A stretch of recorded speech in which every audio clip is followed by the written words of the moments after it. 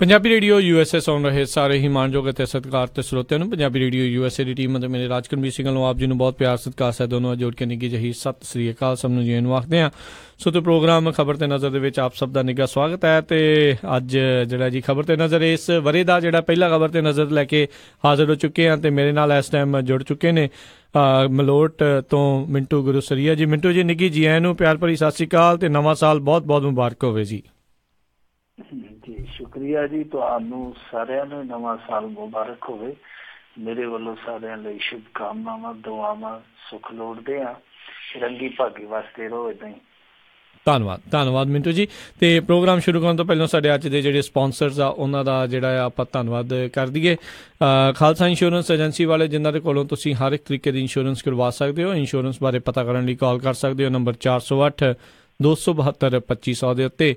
ਇਸ ਦੇ ਨਾਲ ਕ੍ਰਿਸ਼ਨ ਧਨੋਤਾ ਜੀ ਯੂਬਾ ਸਿਟੀ ਤੋਂ, ਬਚਿੱਤਰ ਸਿੰਘ ਚਾਹਲ ਫਰੈਜ਼ਨੋ ਤੋਂ, ਮਹਿੰਦਰ ਸਿੰਘ ਮਨਜੀਤ ਕੌਰ ਤਖਰ ਮੋਡੈਸਟੋ ਤੋਂ, ਜਸਪਾਲ ਸਿੰਘ ਜੀ ਸੈਕਰਾਮੈਂਟੋ ਤੋਂ, ਪ੍ਰਿਤਪਾਲ ਸਿੰਘ ਜੀ ਟਰਲਕ ਤੋਂ, ਜੱਸੀ ਗਿੱਲ ਪਲੰਬਿੰਗ ਵਾਲੇ ਬੇਕਰਸਫੀਲਡ ਤੋਂ, ਪ੍ਰਿੰਸੀਪਲ ਅਵਤਾਰ ਸਿੰਘ ਪੰਨੂ ਬੇਕਰਸਫੀਲਡ ਤੋਂ, ਸਟੋਨ ਸਰਕਲ ਪਾਰਕ ਵਾਲੇ ਸਾਰੇ ਹੀ ਸੀਨੀਅਰਜ਼ ਬੇਕਰਸਫੀਲਡ ਤੋਂ, ਇਹਨਾਂ ਸਾਰਿਆਂ ਦਾ ਧੰਨਵਾਦ। ਤੇ ਨਾਲ ਹੀ GN lube and truck wash ਵਾਲੇ ਜਿਨ੍ਹਾਂ ਦੇ ਕੋਲੋਂ ਤੁਸੀਂ ਟਰੱਕ ਵਾਸ਼ ਵੀ ਕਰਾ ਸਕਦੇ ਹੋ, ਆਇਲ ਚੇਂਜ ਕਰਾ ਸਕਦੇ ਹੋ, ਏਅਰ ਬ੍ਰੇਕਾਂ ਦਾ ਕੰਮ ਕਰਵਾ ਸਕਦੇ ਹੋ, ਨਵੇਂ ਪੁਰਾਣੇ ਜਿਹੜੇ ਟਾਇਰ ਆ ਉਹ ਤੁਸੀਂ ਉਹਨਾਂ ਤੋਂ ਲੈ ਸਕਦੇ ਹੋ।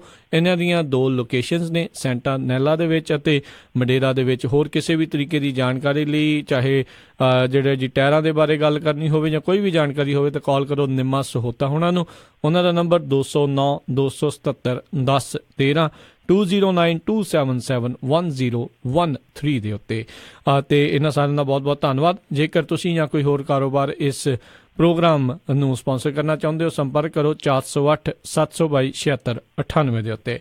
ਮਿੰਟੂ ਜੀ ਗੱਲਬਾਤ ਦਾ ਸਿਲਸਿਲਾ ਜਿਹੜਾ ਜੀ ਸ਼ੁਰੂ ਕਰਦੇ ਹਾਂ। ਕਹਿੰਦੇ ਜਿਹੜਾ ਉੱਤਰੀ ਕੋਰੀਆ ਦਾ ਕਿਮ ਯੋਂਗ ਆ ਉਸ ਨੇ ਨਵੇਂ ਸਾਲ ਦੇ ਉੱਤੇ ਧਮਕੀ ਵੀ ਦਿੱਤੀ ਤੇ ਨਾਲ ਥੋੜ੍ਹਾ ਜਿਹਾ ਜਿਹੜਾ ਆਸ਼ਵਾਸਨ ਵੀ ਦਿੱਤਾ। ਕਹਿੰਦਾ ਜੇ ਮੇਰੇ ਤੇ ਵਾਰ ਕਰੂੰਗੇ ਤਾਂ ਮੈਂ ਤਾਂ ਹੀ ਹਮਲਾ ਕਰੂੰ, ਨਹੀਂ ਤਾਂ ਮੈਂ ਚੁੱਪ ਹੀ ਹਾਂ ਤੇ ਪਰਮਾਣੂ ਵਾਲਾ ਬਟਨ ਮੇਰੇ ਕੋਲ ਹੀ ਪਿਆ ਹੁੰਦਾ।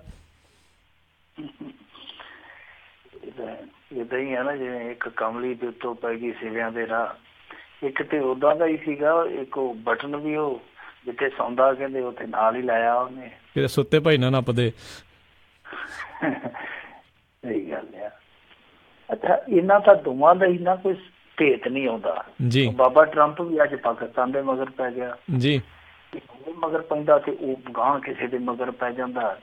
ਫਿਰ ਦੋਵੇਂ ਥੋੜੇ ਜਿਹੇ ਵੇਸਲੇ ਹੁੰਦੇ ਤੇ ਯਕਦਮ ਇੱਕ ਜਿਹੜਾ ਉਹ ਦੂਜੇ ਨੂੰ ਪੈ ਨਿਕਲਦਾ। ਜਾਨੀ ਯੁੱਗ ਨੂੰ ਯੁੱਗ ਟੱਕਰਿਆ, ਕੋਈ ਪਤਾ ਨਹੀਂ ਲੱਗਦਾ ਇਹਨਾਂ ਦਾ ਕਿਹੜੇ ਨੇ ਕਿਹਨੂੰ ਧਮਕੀ ਦੇ ਜਾਣੀ ਆ। ਸੋ ਇਸ ਸਮੇਂ ਜੋ ਹਾਲਾਤ ਬਣੇ ਨੇ ਉਹਦੇ ਵਿੱਚ ਤਾਜ਼ਾ ਮਾਮਲਾ ਇਹ ਹੋਇਆ ਸੀਗਾ ਕਿਉਂਕਿ ਅਮਰੀਕਾ ਨੇ ਇਹਨਾਂ ਤੇ ਪਾਬੰਦੀਆਂ ਐਡ ਕਰ ਦਿੱਤੀਆਂ ਸੀ ਕਾਫੀ ਜ਼ਿਆਦੀਆਂ ਪਿਛਲੇ ਦਿਨ।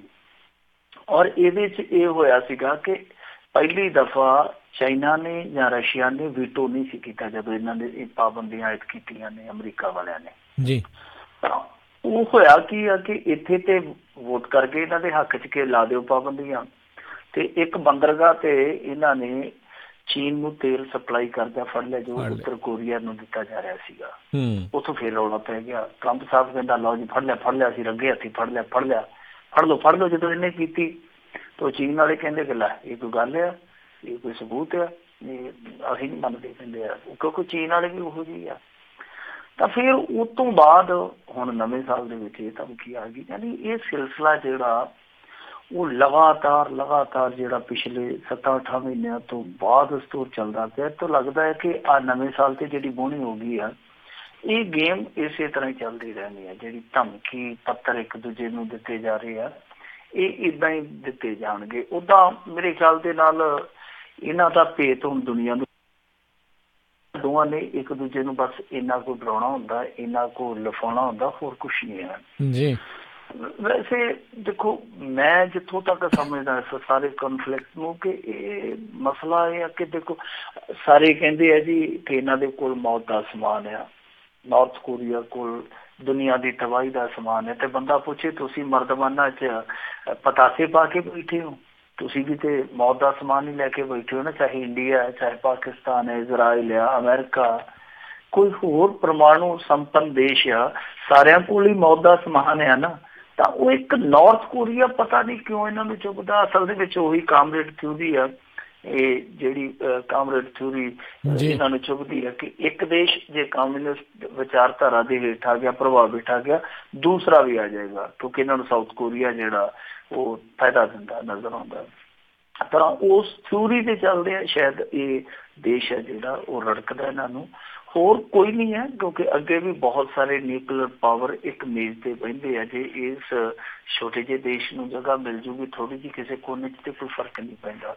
ਪਰ ਅੱਜ ਨਹੀਂ, ਕੱਲ ਨਹੀਂ, ਪਰਸੋਂ ਇੱਕ ਨਾ ਇੱਕ ਦਿਨ ਜੇ ਇਸ ਮਸਲੇ ਦਾ ਹੱਲ ਡਾਇਲੋਗ ਨਹੀਂ ਨਿਕਲਿਆ ਤੇ ਏਦਾਂ ਹੀ ਨਿਕਲੇਗਾ ਕਿ ਇਸ ਦੇਸ਼ ਨੂੰ ਵੀ ਤੁਹਾਨੂੰ ਟੇਬਲ ਤੇ ਬਿਠਾਉਣਾ ਪਊਗਾ। ਕਦੋਂ ਤੱਕ ਇਹ ਸਿਲਸਿਲਾ ਚੱਲਦਾ ਕੁਛ ਕਿਹਾ ਨਹੀਂ ਜਾ ਸਕਦਾ, ਪਰ ਇਹਦਾ ਹੱਲ ਅੰਤ ਐਂਡ ਆਫ ਦੀ ਡੇ ਇਹੀ ਆ ਕਿ ਇਸ ਦੇਸ਼ ਨੂੰ ਵੀ ਪ੍ਰਵਾਨ ਕਰ ਲਿਆ ਜਾਵੇ। ਜਿਸ ਦੇਸ਼ ਨੂੰ ਤੁਸੀਂ ਇਸ ਤਰ੍ਹਾਂ ਸਮਝਦੇ ਹੋ ਕਿ ਅਸੀਂ ਅਲੱਗ ਥਲੱਗ ਕਰਕੇ ਇਹਨੂੰ ਤੋੜ ਦੇਵਾਂਗੇ, ਐਸਾ ਉਹ ਦੇਸ਼ ਨਹੀਂ ਰਿਹਾ। ਉਹ ਭੁੱਖੇ ਰਹਿ ਕੇ ਹੁਣ ਇੱਥੋਂ ਤੱਕ ਪਹੁੰਚ ਕੇ ਉਹ ਕਹਿੰਦੇ ਆ ਕਿ ਆਪ ਮਰਾਂਗੇ ਤੇ ਛੱਡਦੇ ਤੁਹਾਨੂੰ ਵੀ ਨਹੀਂ। ਜਦੋਂ ਇੱਥੋਂ ਤੱਕ ਗੱਲਾਂ ਚਲੇ ਗਈਆਂ ਤਾਂ ਫਿਰ ਮੇਰੇ ਖਿਆਲ ਦੇ ਨਾਲ ਇਹੋ ਹੀ ਹੱਲ ਬਚਦਾ ਕਿ ਗੱਲੀ ਬਾਤੀ ਕੋਈ ਨਾ ਕੋਈ ਰਸਤਾ ਕੱਢਿਆ ਜਾਵੇ।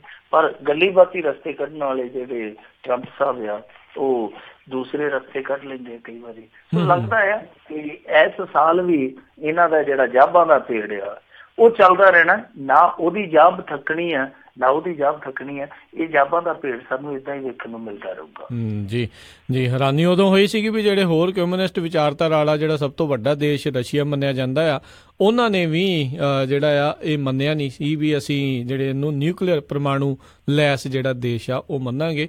ਸੋ ਵੇਖਦੇ ਆ ਵੀ ਇਹ ਮਿਲ ਜੁਲ ਕੇ ਇਹਨੂੰ ਗੁੱਠੇ ਲਾਈ ਰੱਖਦੇ ਆ ਜਾਂ ਵਾਕਿਆ ਮੇਜ਼ ਤੇ ਸੀਟ ਦੇਣਗੇ। ਅਸਲ ਦੇ ਵਿੱਚ ਜਿਹੜਾ ਰਸ਼ੀਆ ਨਾ, ਇਹ ਰਸ਼ੀਆ ਨੇ ਤਾਂ ਪੰਗਾ ਪਾਇਆ ਹੋਇਆ। ਜਿਹੜਾ ਇਹਦਾ ਦਾਦਾ ਸੀ ਰਸ਼ੀਆ ਨੇ ਤੈਨੂੰ ਬਿਠਾਇਆ ਸੀਗਾ, ਜਿਹੜਾ ਇਹਦਾ ਦਾਦਾ ਨਾ ਜਿਹੜਾ ਅੱਖਾਂ ਦੀਆਂ ਮੀਚੀਆਂ ਵਾਲਾ ਹੁਣ ਮੁੰਡਾ ਜਿਹੜਾ ਦਾਦਾ ਸੀ ਜਿਹੜਾ ਇਹਨੂੰ ਰਸ਼ੀਆ ਨੇ ਬਿਠਾਇਆ ਸੀਗਾ, ਕਮਿਊਨਿਸਟ ਸੀਗਾ ਉਹ, ਰਸ਼ੀਆ ਦੇ ਫੌੜਾ ਪਾਇਆ।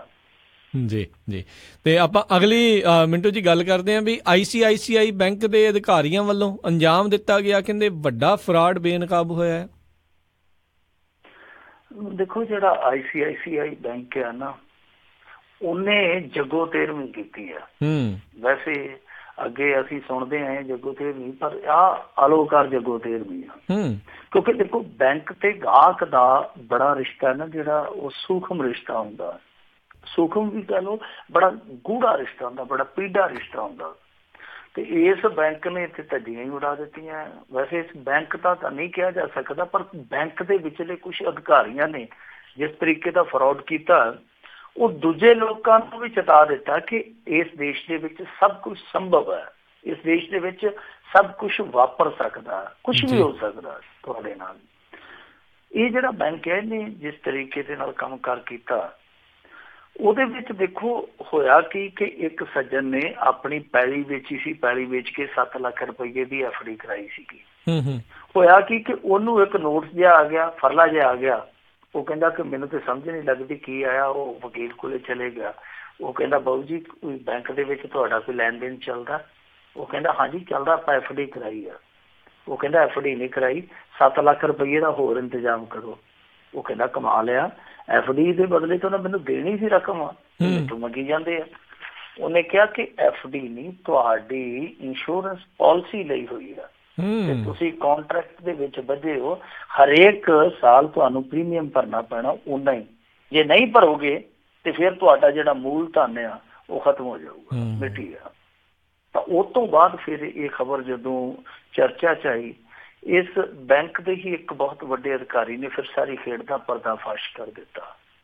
ਔਰ ਉਸ ਤੋਂ ਬਾਅਦ ਰਾਜਸਥਾਨ ਦੇ ਵਿੱਚ ਇਸ ਤਰ੍ਹਾਂ ਦੇ ਸੈਂਕੜੇ ਬੰਦੇ ਨਿਕਲ ਆਏ ਜਿਹੜੇ ਇਸ ਬੈਂਕ ਦੇ ਕਲਾਇੰਟ ਸੀਗੇ, ਇਸ ਬੈਂਕ ਦੇ ਗਾਹਕ ਸੀਗੇ, ਔਰ ਉਹਨਾਂ ਦੇ ਨਾਲ ਇਸੇ ਤਰ੍ਹਾਂ ਦੀ ਠੱਗੀ ਹੋਈ। ਮਸਲਨ ਇੱਕ ਮਜ਼ਦੂਰ ਜਿਹੜਾ ਕਿ ਹੱਡ ਤੋੜ ਕੇ ਪਾਈ ਜੋੜਦਾ ਰਿਹਾ, ਮੁੜ ਕੇ ਉਹਨੇ ਆਖਿਆ ਕਿ FD ਕੰਮ ਆਊਗੀ, ਉਹਦੀ FD ਵੀ ਜਿਹੜੀ ਆ ਉਹ ਇੰਸ਼ੋਰੈਂਸ ਪਾਲਿਸੀ 'ਚ ਬਦਲ ਦਿੱਤੀ ਗਈ।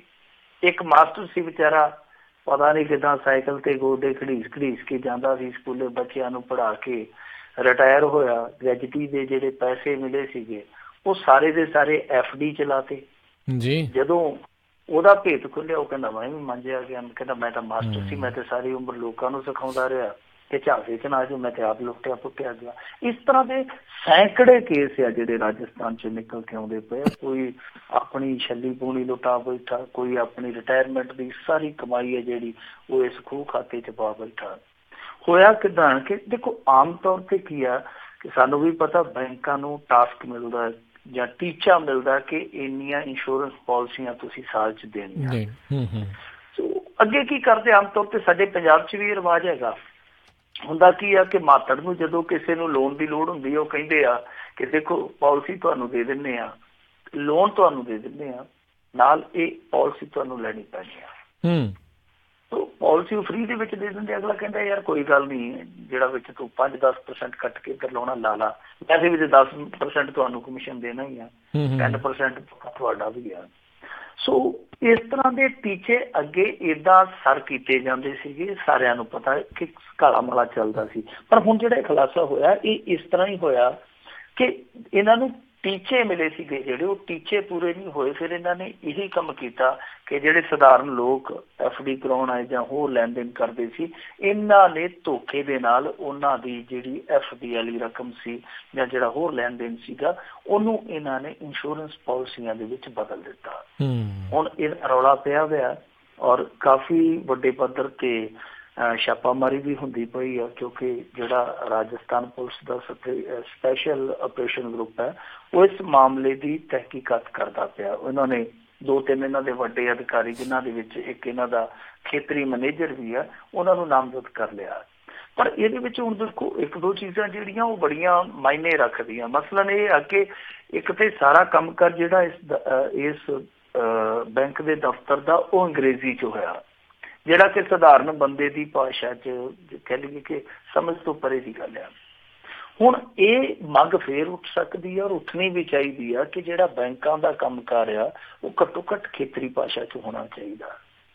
ਘੱਟੋ ਘੱਟ ਖੇਤਰੀ ਭਾਸ਼ਾ 'ਚ ਲਾਜ਼ਮੀ ਕੀਤਾ ਜਾਵੇ, ਦੂਸਰੀ ਭਾਸ਼ਾ 'ਚ ਨਾਲ ਚੱਲਦਾ ਰਹੇ, ਪਰ ਘੱਟੋ ਘੱਟ ਇੱਕ ਖੇਤਰੀ ਭਾਸ਼ਾ 'ਚ ਜ਼ਰੂਰ ਹੋਵੇ ਕਿ ਆਮ ਬੰਦਾ ਸਮਝ ਸਕੇ ਕਿ ਜੋ ਉਹ ਕਾਗਜ਼ ਸਾਈਨ ਕਰਦਾ ਪਿਆ, ਜੋ ਉਹਨੂੰ ਲਿਖਾ ਪੱਤਰੀ ਦਿੱਤੀ ਜਾ ਰਹੀ ਹੈ ਬੈਂਕ ਵੱਲੋਂ, ਉਹਦੇ 'ਚ ਕੀ ਲਿਖਿਆ ਵਾ।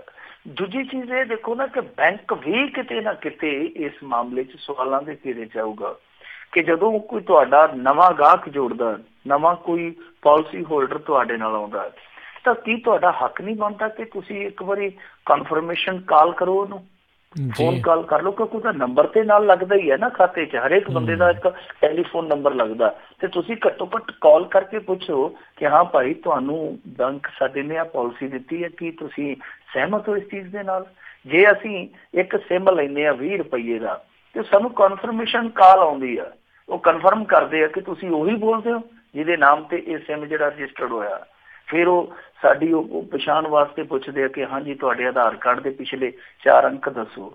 ਸਾਰਾ ਕਨਫਰਮ ਕਰਕੇ ਫਿਰ ਉਹ ਸਿਮ ਐਕਟੀਵੇਟ ਕਰਦੇ ਆ। ਜਦੋਂ ਇੱਕ ਸਿਮ ਚਲਾਉਣ ਵਾਲੀ ਕੰਪਨੀ, ਟੈਲੀਕਾਮ ਕੰਪਨੀ ਇੰਨਾ ਕੁਛ ਕਰਦੀ ਆ ਤੇ ਇੱਕ ਬੈਂਕ ਇਸ ਤਰ੍ਹਾਂ ਦੀ ਸੁਸਤੀ ਦਿਖਾਵੇ, ਇਹ ਬੜੀ ਅਲੋਕਾਰੀ ਜੀ ਗੱਲ ਆ। ਇਹਨਾਂ ਮਾਮਲਿਆਂ ਦੇ ਵਿੱਚ ਥੋੜਾ ਜਿਹਾ ਹੁਣ RBI ਨੂੰ ਜਾਗਣਾ ਚਾਹੀਦਾ।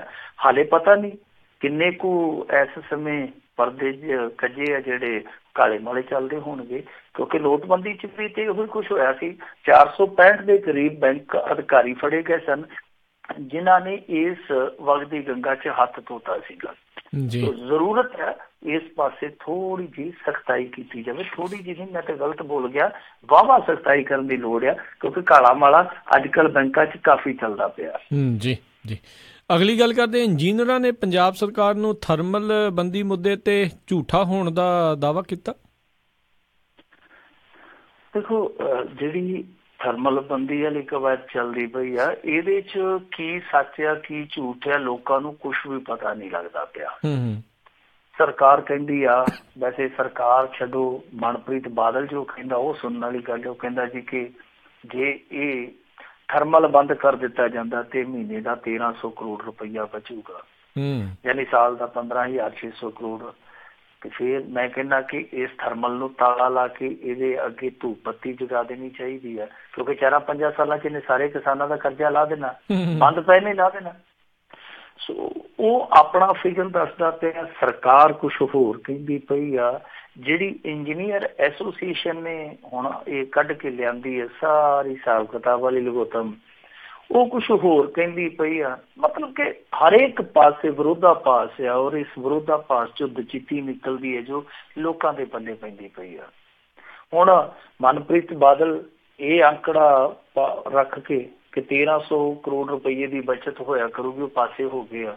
ਤੇ ਲੋਕੀ ਕਹਿੰਦੇ ਆ ਕਿ ਜੋ ਇਹਨਾਂ ਦੇ ਸ਼ਰੀਕੇ ਦੇ ਭਰਾ ਨੇ ਬਣਾਇਆ ਸੀ ਰਿਕਾਰਡ, ਇਹ ਉਹਨਾਂ ਦੇ ਰਿਕਾਰਡ ਵੀ ਤੋੜਨ ਤੁਰ ਪਿਆ ਅੱਜ ਕੱਲ੍ਹ ਕੀਤੇ ਸੀ, ਉਹਦੇ ਤੋਂ ਵੀ ਗਾਹ ਲੰਘਦਾ ਜਾਂਦਾ ਜੀ। ਕਿਉਂਕਿ 1300 ਕਰੋੜ ਰੁਪਈਏ ਦੀ ਬਚਤ ਵਾਲਾ ਕਿਸੇ ਦੇ ਵੀ ਫਿਗਰ ਜਿਹੜਾ ਉਹ ਸੰਗੋਂ ਨਹੀਂ ਲੱਗਦਾ, ਕਿਸੇ ਦੇ ਵੀ ਸੰਗੋਂ ਨਹੀਂ ਲੱਗਦਾ। ਹੁਣ ਇਹਨਾਂ ਦੀ ਜਿਹੜੀ ਇੰਜੀਨੀਅਰ ਐਸੋਸੀਏਸ਼ਨ ਹੈ, ਉਹ ਕੋਈ ਅਨਪੜ੍ਹ ਲੋਕ ਤੇ ਇਕੱਠੇ ਨਹੀਂ ਹੋਏ, ਪਾਵਰਕਾਮ ਦੇ ਇੰਜੀਨੀਅਰ ਹੈ ਜਿਨ੍ਹਾਂ ਨੇ ਇਹ ਫਿਗਰ ਦਿੱਤਾ। ਉਹ ਕਹਿੰਦੇ ਆ ਕਿ ਜੇ ਤੁਸੀਂ ਇਹ ਥਰਮਲ ਬੰਦ ਕਰ ਲੈਂਦੇ ਹੋ ਇਸੇ ਹਾਲਤ ਦੇ ਵਿੱਚ, ਤਾਂ ਕੁੱਲ ਸਾਲ ਦਾ 18 ਕਰੋੜ ਰੁਪਈਆ ਤੁਸੀਂ ਵੱਧ ਤੋਂ ਵੱਧ ਬਚਾ ਸਕਦੇ ਹੋ। ਔਰ ਦੂਜੀ ਚੀਜ਼ ਉਹਨਾਂ ਨੇ ਜਿਹੜੀ ਖੁਲਾਸੇ ਦੇ ਰੂਪ 'ਚ ਇਹ ਦੱਸੀ ਆ ਕਿ ਇਹ ਕਹਿੰਦੇ ਆ ਜੀ ਕਿ ਹਾਇਰ ਅਥਾਰਟੀਜ਼ ਦੇ ਸਾਨੂੰ ਹੁਕਮ ਆਏ ਆ ਕਿ ਜਿਹੜੇ ਪੁਰਾਣੇ ਥਰਮਲ ਉਹ ਬੰਦ ਕਰ ਦਿੱਤੇ ਜਾਣ। ਕਹਿੰਦੇ ਆ ਕਿ ਝੂਠ ਬੋਲਦੇ ਆ। ਅਸਲ ਦੇ ਵਿੱਚ ਹਾਇਰ ਅਥਾਰਟੀਜ਼ ਨੇ ਇੰਨਾ ਕਿਹਾ ਵਾ ਕਿ ਤੁਸੀਂ 100 ਮੈਗਾਵਾਟ ਵਾਲੇ ਜਿਹੜੇ ਪੁਰਾਣੇ ਬਿਜਲੀ ਥਰਮਲ ਹੈ ਉਹ ਬੰਦ ਕਰ ਦਿਓ। ਤੇ ਕਹਿੰਦੇ ਆ ਕਿ ਇਹਦੀ ਕਪੈਸਿਟੀ ਤੇ ਬਹੁਤ ਜ਼ਿਆਦਾ। ਔਰ ਦੂਜੀ ਚੀਜ਼ ਆ, ਉਹ ਕਹਿੰਦੇ ਆ ਕਿ ਜੇ ਸਾਰੇ ਯੂਨਿਟ ਇਹਦੇ ਚਲਾਏ ਜਾਣ ਤਾਂ ਇਹ ਜਿਹੜਾ ਥਰਮਲ ਆ, ਜਿਹੜੇ ਨਿੱਜੀ ਥਰਮਲ ਜਿਨ੍ਹਾਂ ਨੂੰ ਇਹ ਬਹੁਤ ਨਿੰਦਦੇ ਰਹੇ, ਅੱਜ ਕੱਲ੍ਹ ਬਹੁਤ ਸਲਾਹ ਰਹੇ ਹਨ, ਉਹ ਕਹਿੰਦੇ ਕਿ ਉਹਨਾਂ ਦੇ ਮੁਕਾਬਲੇ ਕੋਈ ਬਹੁਤੀ ਮਹਿੰਗੀ ਕਾਸਟ ਨਹੀਂ ਕਰੇਗਾ ਬਿਜਲੀ ਪ੍ਰੋਡਕਸ਼ਨ। ਹੁਣ ਦੂਜੇ ਪਾਸੇ ਸਰਕਾਰ ਹੈ ਜਿਹੜੀ, ਉਹਦੀ ਹਾਲਤ ਮੈਂ ਤੁਹਾਨੂੰ ਦੱਸਾਂ ਤਾਂ ਤੁਸੀਂ ਖੁਦ ਹੱਸੋਗੇ ਕਿ ਇਹ 17 ਦੀ ਅਪ੍ਰੈਲ ਦੀ ਗੱਲ ਆ, ਆ ਜਿਹੜੀ ਇਸੇ 17 ਦੀ ਲੰਘ ਕੇ ਗਈ ਹੈ ਨਾ, 17 ਅਪ੍ਰੈਲ ਦੀ ਗੱਲ ਆ। ਉਦੋਂ ਇਹਨਾਂ ਦਾ ਬਿਜਲੀ ਮੰਤਰੀ ਇਹ ਕਹਿੰਦਾ ਸੀਗਾ, ਰਾਣਾ ਗੁਰਜੀਤ ਸਿੰਘ, ਕਿ ਦੇਖੋ ਜੀ ਸਾਰੇ ਸਮਝੌਤੇ ਆ ਜਿਹੜੇ ਉਹ ਸ਼ੱਕੀ ਲੱਗਦੇ ਆ, ਨਿੱਜੀ ਥਰਮਲਾਂ ਨਾਲ ਕੀਤੀ ਅਸੀਂ ਜਾਂਚ ਪੜਤਾਲ ਕਰਵਾਵਾਂਗੇ ਜੀ। ਅਪ੍ਰੈਲ ਤੋਂ ਹਾਲੇ ਅਪ੍ਰੈਲ ਆਈ ਨਹੀਂ, ਉਹ 4 ਮਹੀਨੇ ਪਹਿਲਾਂ ਹੀ ਮੁੱਕਰ ਗਿਆ, ਯਾਨੀ 8 ਮਹੀਨਿਆਂ 'ਚ ਮੁੱਕਰ ਗਿਆ। ਉਹ ਕਹਿੰਦਾ ਜੀ ਕਿ ਦੇਖੋ ਸਾਰੇ ਸਮਝੌਤੇ ਸਹੀ ਆ, ਅਸੀਂ ਜਾਂਚ ਪੜਤਾਲ ਕਾਹਦੀ ਕਰਾਈਏ। ਮਤਲਬ ਇਹ ਆ ਕਿ ਉਹ ਅਕਾਲੀ ਜਿਹੜਾ ਸੌਦਾ ਕਰਕੇ ਗਏ ਸਨ, ਇਹ ਕਹਿੰਦੇ ਆ ਜੀ ਉਹ ਸੌਦਾ ਬਿਲਕੁਲ ਠੀਕ ਠਾਕ ਹੋਇਆ, ਕੋਈ ਗੁੰਜਾਇਸ਼ ਹੀ ਨਹੀਂ ਕਿ ਅਸੀਂ ਜਾਂਚ ਪੜਤਾਲ ਕਰੀਏ। ਤੇ ਨਾਲੇ ਕਹਿੰਦੇ ਆ ਕਿ ਦੇਖੋ ਜੀ ਜਿਹੜਾ ਸਮਝੌਤਾ ਹੋ ਗਿਆ ਉਹਨੂੰ ਤੋੜਿਆ ਥੋੜ੍ਹੀ ਜਾ ਸਕਦਾ, ਹੁਣ ਇਹ ਤੇ ਹੁਣ ਅੱਖਾਂ ਮੀਟ ਕੇ ਅੱਖ ਚੱਬਣਾ ਹੀ ਪੈਣਾ। ਤੇ ਬੰਦਾ ਪੁੱਛੇ ਕਿ ਜਦੋਂ ਤੁਸੀਂ ਕੰਪੇਨ ਦੇ ਵਿੱਚ ਇਹ ਗੱਲਾਂ ਕਰਦੇ ਸੀ, ਇੱਥੋਂ ਤੱਕ ਕਿ ਚੋਣ ਮੈਨੀਫੈਸਟੋ ਦੇ ਵਿੱਚ ਇਹ ਚੀਜ਼ਾਂ ਤੁਸੀਂ ਆਪਣੇ ਮੈਂਸ਼ਨ ਕੀਤੀਆਂ ਹੋਈਆਂ, ਕਿ ਉਦੋਂ ਤੁਸੀਂ ਝੂਠ ਬੋਲਦੇ ਸੀ ਜਾਂ ਅੱਜ ਝੂਠ ਬੋਲਦੇ ਹੋ। ਤੇ ਜੇ ਅਕਾਲੀਆਂ ਨੇ ਸਾਰੇ ਸਮਝੌਤੇ ਪਾਰਦਰਸ਼ੀ ਢੰਗ ਨਾਲ ਕੀਤੇ ਆ, ਫਿਰ ਤੁਸੀਂ ਉਦੋਂ ਲੋਕਾਂ ਨੂੰ ਕਿਉਂ ਗੁੰਮਰਾਹ ਕਰਦੇ ਰਹੇ। ਅੱਜ ਰਾਣਾ ਗੁਰਜੀਤ ਸਿੰਘ ਕਹਿੰਦਾ ਕਿ ਇਹ ਸਮਝੌਤੇ ਠੀਕ ਹੋਏ ਆ, ਇਹਨਾਂ ਦੀ ਜਾਂਚ ਪੜਤਾਲ ਕਰਨ ਦੀ ਲੋੜ ਹੀ ਕੋਈ ਨਹੀਂ। ਤੇ ਫਿਰ ਉਦੋਂ ਇਸ ਤਰ੍ਹਾਂ ਦਾ ਪ੍ਰਚਾਰ ਕਿਉਂ ਕੀਤਾ ਗਿਆ। ਤਾਂ ਜਿਹੜੇ ਲੋਕ ਫਿਰ ਉਦੋਂ ਝੂਠ ਬੋਲ ਸਕਦੇ ਆ, ਉਹ ਅੱਜ ਸੱਚ ਬੋਲਦੇ ਆ, ਲੋਕ ਕਿਵੇਂ ਯਕੀਨ ਕਰਨ। ਇਹ ਹੁਣ ਕਿਹੜੇ ਥਰਮਾਮੀਟਰ ਰਾਹੀਂ ਦੇਖਿਆ ਜਾਵੇ ਕਿ ਇਹ ਲੋਕ ਜਿਹੜੇ ਪਿਛਲੇ ਸਮੇਂ ਦੇ ਵਿੱਚ ਝੂਠ ਬੋਲਦੇ ਰਹੇ ਆ, ਉਹ ਅੱਜ ਦੇ ਸਮੇਂ 'ਚ ਸੱਚ ਬੋਲਦੇ ਪਏ ਆ। ਸੋ ਕੁਛ ਵੀ ਸਮਝ ਨਹੀਂ ਆਉਂਦਾ ਪਿਆ ਲੋਕਾਂ ਨੂੰ ਕਿ ਇੰਜੀਨੀਅਰ ਐਸੋਸੀਏਸ਼ਨ ਉਹ ਆਪਣੇ ਪੱਧਰ ਤੇ ਖੁਲਾਸੇ ਕਰਦੀ ਪਈ ਆ, ਇਹਨਾਂ ਦੇ ਜਿਹੜੇ ਝੂਠ ਸੱਚ ਆ ਉਹ ਆਪਣੇ ਪੱਧਰ ਤੇ ਤਰਦੇ ਪਏ ਹਵਾ ਦੇ ਵਿੱਚ। ਲੋਕ ਜਿਹੜੇ ਆ ਉਹ ਆਪਣੇ ਹਿਸਾਬ ਦੇ ਨਾਲ ਗਿਣਤੀਆਂ ਮਿਣਤੀਆਂ ਕਰਦੇ ਪਏ ਆ ਕਿ ਸਾਨੂੰ ਕਿੱਥੇ ਘਾਟਾ ਪੈ ਰਿਹਾ, ਸਾਨੂੰ ਕਿੱਥੇ ਫਾਇਦਾ ਹੋ ਰਿਹਾ। ਕੁੱਲ ਮਿਲਾ ਕੇ ਅਸੀਂ ਜੇ ਇੱਕ ਥਾਂ ਤੇ ਪਹੁੰਚੀਏ, ਇੱਕ ਟਿਕਾਣੇ ਤੇ ਪਹੁੰਚੀਏ, ਤਾਂ ਉਹ ਇਹੋ ਟਿਕਾਣਾ ਬਣਦਾ ਕਿ ਹੁਣ ਇਸ ਜਗ੍ਹਾ ਤੇ ਆ ਕੇ ਇੱਕ ਵਾਈਟ ਪੇਪਰ ਇਹਨਾਂ ਨੂੰ ਜਾਰੀ ਕਰਨਾ ਚਾਹੀਦਾ। ਔਰ ਇਹਦੀ ਮੰਗ ਇਹ ਅਸੈਂਬਲੀ 'ਚ ਪਹਿਲਾਂ ਕਰ ਚੁੱਕੀ ਆ। ਸੋ ਜਿੰਨਾ ਚਿਰ ਵਾਈਟ ਪੇਪਰ ਨਹੀਂ ਆਉਂਦਾ, ਇਹ ਦੁਵਿਧਾ ਦੁਚਿੱਤੀ ਇੱਦਾਂ ਹੀ ਬਣੀ ਰਹੂਗੀ। ਕੋਈ ਵੀ ਸਾਫ਼ ਨਹੀਂ ਕਰਦਾ ਪਿਆ, ਇੱਕ ਦੀ ਗੱਲ ਦੂਸਰਾ ਟੋਕ ਦਿੰਦਾ, ਦੂਸਰੇ ਦੀ ਗੱਲ ਤੀਸਰਾ ਟੋਕ ਦਿੰਦਾ। ਪਰ ਅਸਲ ਦੇ ਵਿੱਚ ਤੱਥ ਕੀ ਨੇ, ਅਸਲ ਦੇ ਵਿੱਚ ਸੱਚ ਕੀ ਨੇ, ਉਹ ਸਾਰੀਆਂ ਚੀਜ਼ਾਂ ਹਾਲੇ ਵੀ ਪਰਦੇ ਦੇ ਪਿੱਛੇ ਆ। ਇਸ ਥਰਮਲ ਨੂੰ ਬੰਦ ਕੀਤਿਆਂ ਕਿੰਨਾ ਫਾਇਦਾ ਹੋਊ ਪੰਜਾਬ ਦਾ, ਪੱਕਾ ਕਿਸੇ ਕੋਲ ਕੋਈ ਅੰਕੜਾ ਨਹੀਂ। ਇਸ ਥਰਮਲ ਨੂੰ ਬੰਦ ਕੀਤਿਆਂ ਕਿੰਨਾ ਨੁਕਸਾਨ ਹੋਊ, ਉਹਦਾ ਕਿਸੇ ਕੋਲ ਕੋਈ ਅੰਕੜਾ ਨਹੀਂ।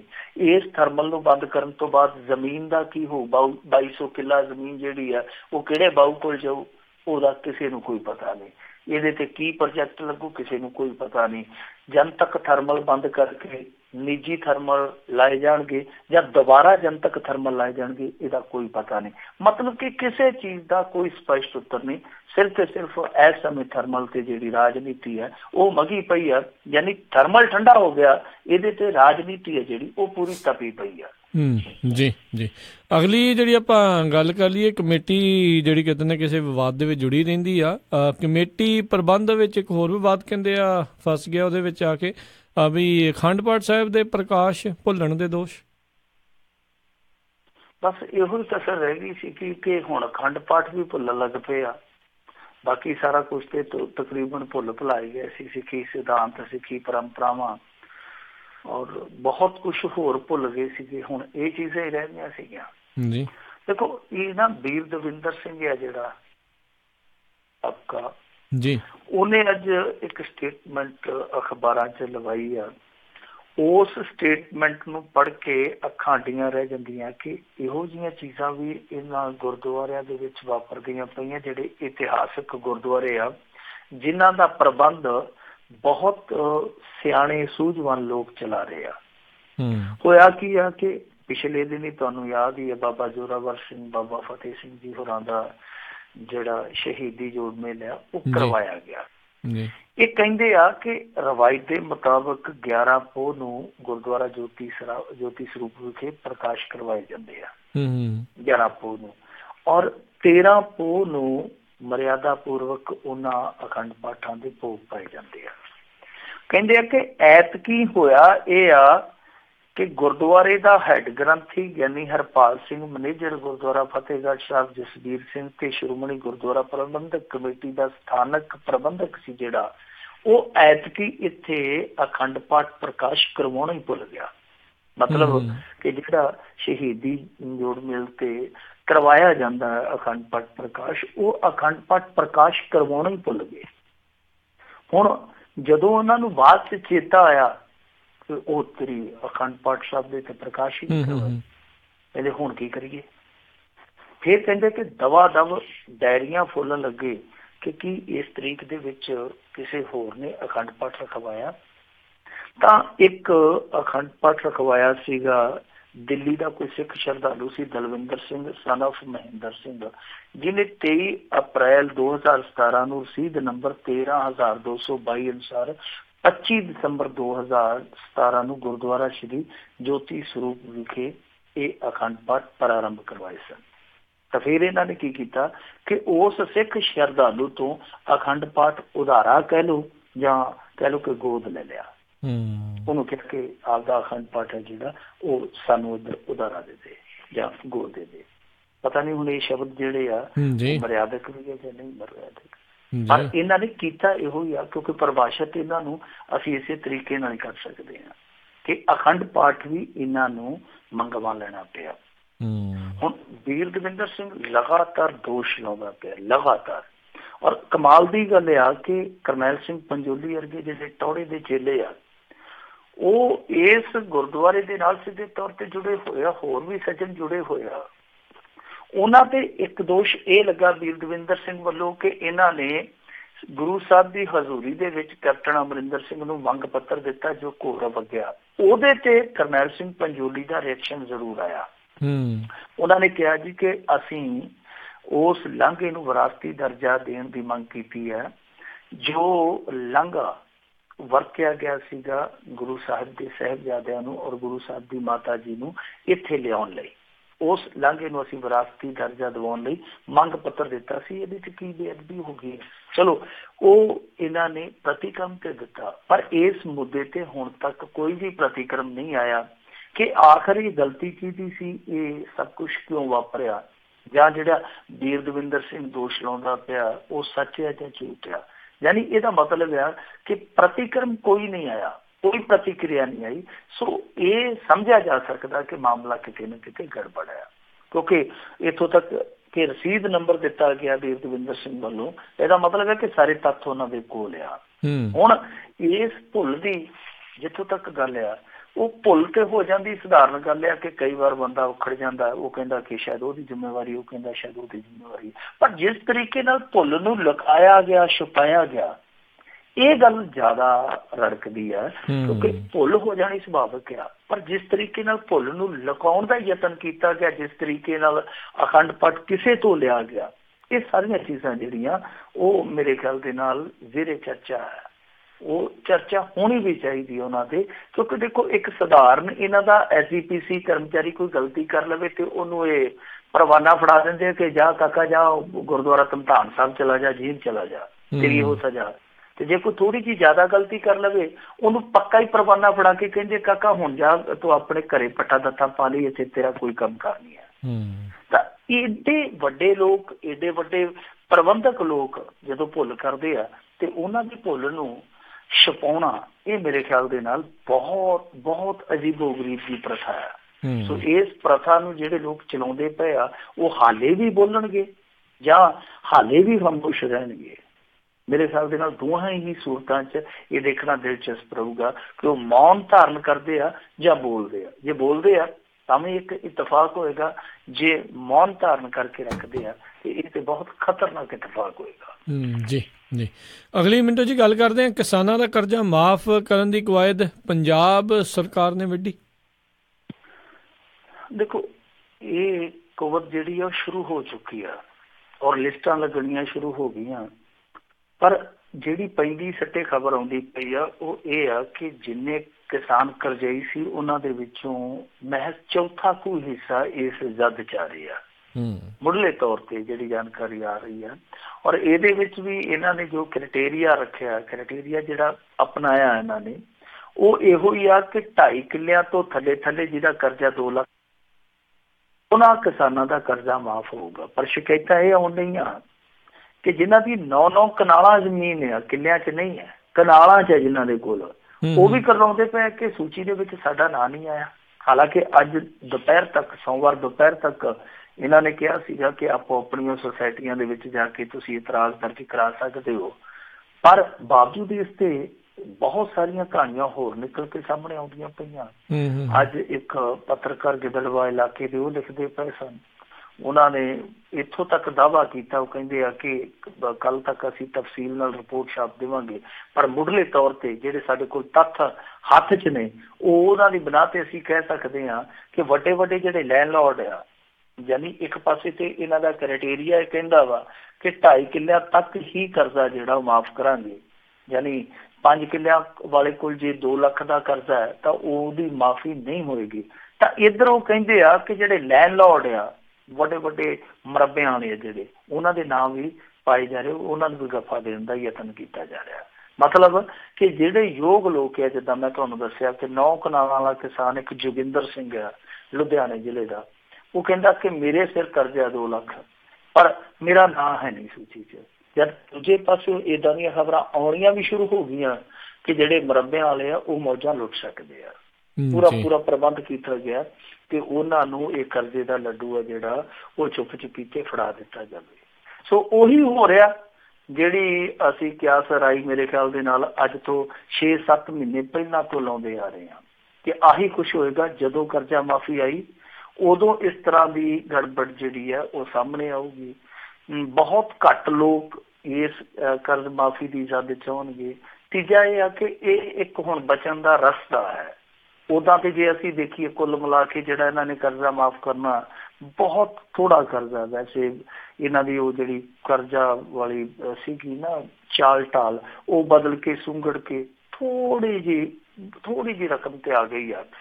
ਤਾਂ ਇਹਦੇ ਵਿੱਚ ਵੀ ਇਹਨਾਂ ਨੇ ਇੱਕ ਰਸਤਾ ਟੋਲਣਾ, ਰਸਤਾ ਇਹ ਟੋਲਣਾ ਵਾ ਕਿ ਲੋਕਾਂ ਨੂੰ ਜਾ ਕੇ ਕਹਿਣਾ ਦੇਖੋ ਜੀ ਅਸੀਂ ਜਿੰਨੇ ਕੋਈ ਜੋਗੇ ਸਾਂ, ਸਰਦਾ ਪੁੱਜਦਾ ਅਸੀਂ ਸਾਧ ਸੰਗਤ ਜੀ ਕਰ ਦਿੱਤਾ, ਪਿਛਲੇ ਨੇ ਤੇ ਉਹ ਵੀ ਨਹੀਂ ਕੀਤਾ, ਸਾਡੇ ਕੋਲ ਜਦੋਂ ਹੋਊਗੇ ਅਸੀਂ ਤੁਹਾਡਾ ਕਰਜ਼ਾ ਮਾਫ਼ ਕਰ ਦਿਆਂਗੇ, ਉਦੋਂ ਤੱਕ ਪਾਓ ਵੋਟਾਂ।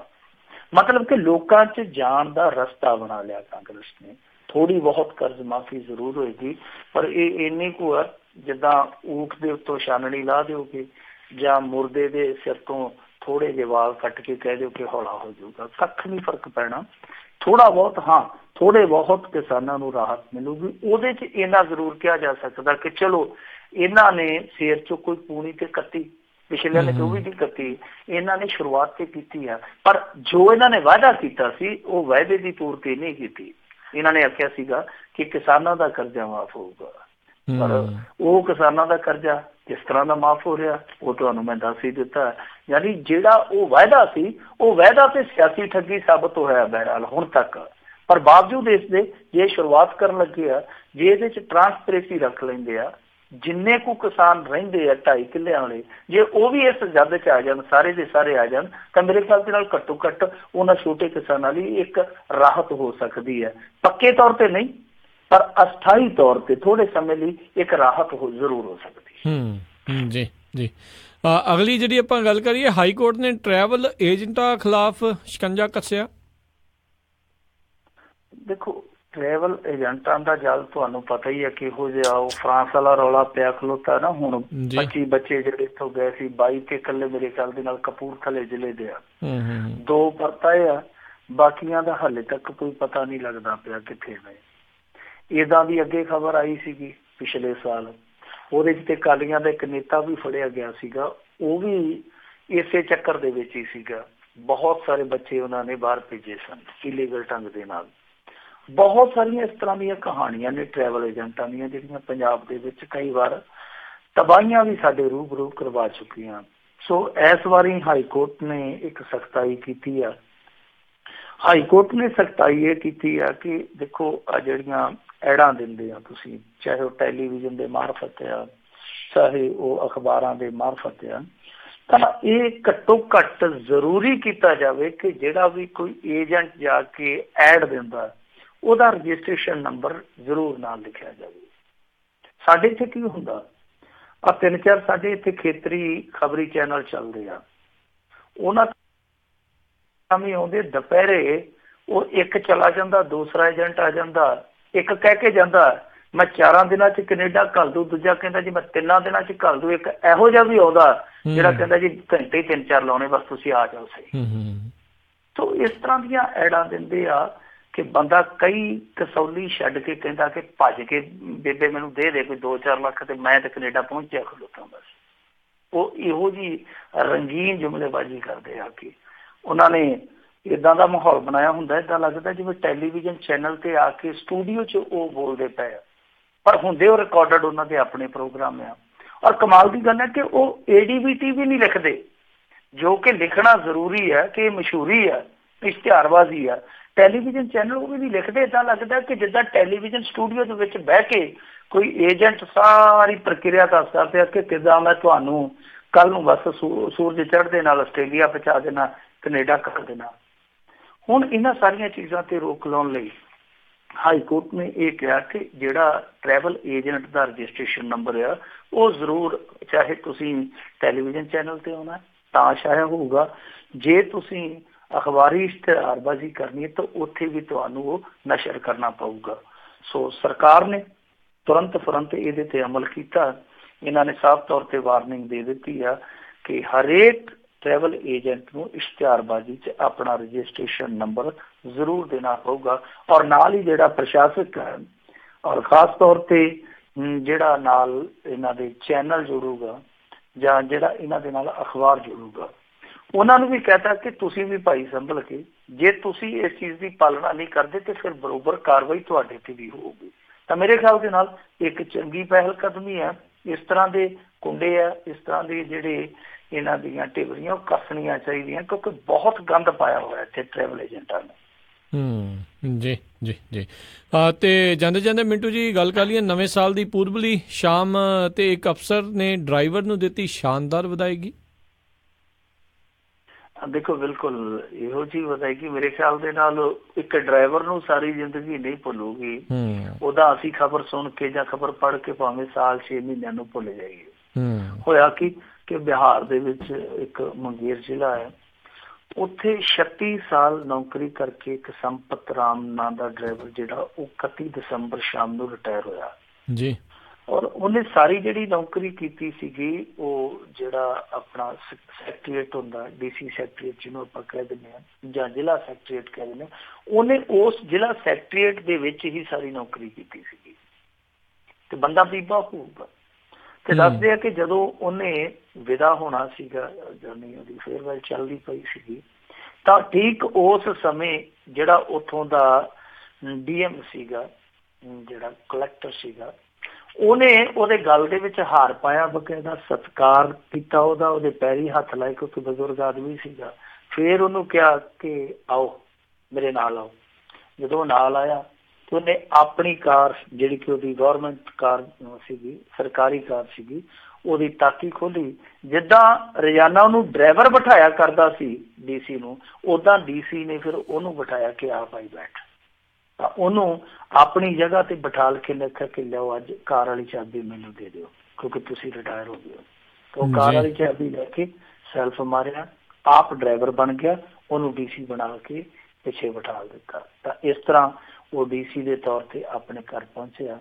ਤੇ ਜਿਹੜਾ DC ਸੀਗਾ, ਜਿਹੜਾ ਕਲੈਕਟਰ ਸੀਗਾ, ਉਹਨੇ ਉਹ ਡਰਾਈਵਰ ਦੇ ਤੌਰ ਤੇ ਉਹ ਜੋਬ ਕਰਕੇ ਅੱਧਾ ਘੰਟਾ ਉਹਦੇ ਘਰ ਪਹੁੰਚਾਇਆ, ਸਤਿਕਾਰ ਕੀਤਾ। ਸੋ ਉਹ ਜਿਹੜਾ ਡਰਾਈਵਰ ਸੀਗਾ ਉਹ ਪਿੱਛੇ ਬੈਠਾ ਸਿੱਲੀਆਂ ਅੱਖਾਂ ਦੇ ਨਾਲ ਸਾਰਾ ਕੌਤਕ ਵੇਖਦਾ ਪਿਆ ਸੀ। ਜਦੋਂ ਉਤਰਿਆ ਤੇ ਉਹਦੇ ਕੋਲ ਤੇ ਬੋਲਿਆ ਨਹੀਂ ਸੀ ਜਾਂਦਾ। ਕਮਾਲ ਦੀ ਗੱਲ ਹੈ ਕਿ ਮੇਰਾ ਏਡਾ ਵੱਡਾ ਅਫਸਰ ਹੈ ਜਿਹੜਾ ਉਹ ਮੈਨੂੰ ਇਸ ਤਰ੍ਹਾਂ ਵਿਦਾ ਕਰੂਗਾ। ਸੋ ਇਹ ਇਸ ਤਰ੍ਹਾਂ ਦੀ ਵਿਦਾਇਗੀ ਸੀਗੀ ਜਿਹਨੂੰ ਸਾਰਿਆਂ ਨੇ ਪਸੰਦ ਕੀਤਾ ਕਿ ਘੱਟੋ ਘੱਟ ਇੱਕ ਮਜ਼ਦੂਰ, ਇੱਕ ਕਾਮਾ ਇਸ ਤਰ੍ਹਾਂ ਵਿਦਾ ਹੋਇਆ। ਸ਼ਾਇਦ ਜਿਹੜਾ ਉਹਦਾ ਸੁਪਨਾ ਰਿਹਾ ਹੋਏਗਾ ਕਿ ਕਾਸ਼ ਮੈਂ ਵੀ ਆ DC ਲੱਗਾ ਹੁੰਦਾ ਪੜ੍ਹ ਲਿਖ ਕੇ, ਤਾਂ ਕੁਛ ਪਲ ਲਈ ਉਹਨਾਂ ਨੇ ਉਸ ਸੁਪਨੇ ਨੂੰ ਜੀ ਲਿਆ। ਜੀ ਜੀ, ਬਹੁਤ ਬਹੁਤ ਮਿੰਟੂ ਜੀ ਤੁਹਾਡਾ ਧੰਨਵਾਦ। ਤੁਸੀਂ ਸਾਡੇ ਨਾਲ ਜੁੜੇ, ਇਹਨਾਂ ਖਬਰਾਂ ਬਾਰੇ ਸਾਨੂੰ ਵਿਸਥਾਰ 'ਚ ਜਾਣਕਾਰੀ ਦਿੱਤੀਆਂ। ਅਗਲੀ ਵਾਰ ਤੱਕ ਲਈ ਬਹੁਤ ਬਹੁਤ ਧੰਨਵਾਦ, ਮਿਹਰਬਾਨੀ, ਸਤਿ ਸ੍ਰੀ ਅਕਾਲ। ਸਤਿ ਸ੍ਰੀ ਅਕਾਲ। ਤੇ ਸੋ ਇੱਥੇ ਸਾਡਾ ਅੱਜ ਦਾ ਇਹ ਪ੍ਰੋਗਰਾਮ ਸਮਾਪਤ ਹੈ। ਮਿਲਾਂਗੇ ਤੁਹਾਨੂੰ ਸਾਰਿਆਂ ਨੂੰ ਅਗਲੇ ਬੁਲੇਟਿਨ 'ਚ। ਉਦੋਂ ਤੱਕ ਲਈ ਮੇਰੇ ਵੱਲੋਂ ਤੁਹਾਨੂੰ ਸਾਰਿਆਂ ਨੂੰ ਬਹੁਤ ਪਿਆਰ, ਸਤਿਕਾਰ ਸਹਿਤ ਦੋਨੋਂ ਜੋੜ ਕੇ ਨਿੱਘੀ ਜਿਹੀ ਸਤਿ ਸ੍ਰੀ ਅਕਾਲ। ਨਵਾਂ ਸਾਲ ਇੱਕ ਵਾਰੀ ਫੇਰ ਤੁਹਾਨੂੰ ਸਾਰਿਆਂ ਨੂੰ, ਤੁਹਾਡੇ ਸਾਰੇ ਪਰਿਵਾਰਾਂ ਨੂੰ ਬਹੁਤ ਬਹੁਤ ਮੁਬਾਰਕ। ਨਵਾਂ ਸਾਲ ਤੁਹਾਡੇ ਸਾਰਿਆਂ ਲਈ ਖੁਸ਼ੀਆਂ ਖੇੜਿਆਂ ਭਰਿਆ ਹੋਵੇ। ਤੇ ਇੱਥੇ ਹੀ ਪ੍ਰੋਗਰਾਮ ਦੀ ਸਮਾਪਤੀ ਹੈ। ਮਿਲਾਂਗੇ ਅਗਲੀ ਵਾਰ। ਬਹੁਤ ਪਿਆਰ ਭਰੀ ਸਤਿ ਸ਼੍ਰੀ ਅਕਾਲ ਜੀ। ਜਿਉਂਦੇ ਵਾਸਤੇ ਰਹੋ, ਹੱਸਦੇ ਖੇਲਦੇ ਰਹੋ, ਸੁਣਦੇ ਰਹੋ ਪੰਜਾਬੀ ਰੇਡੀਓ USA।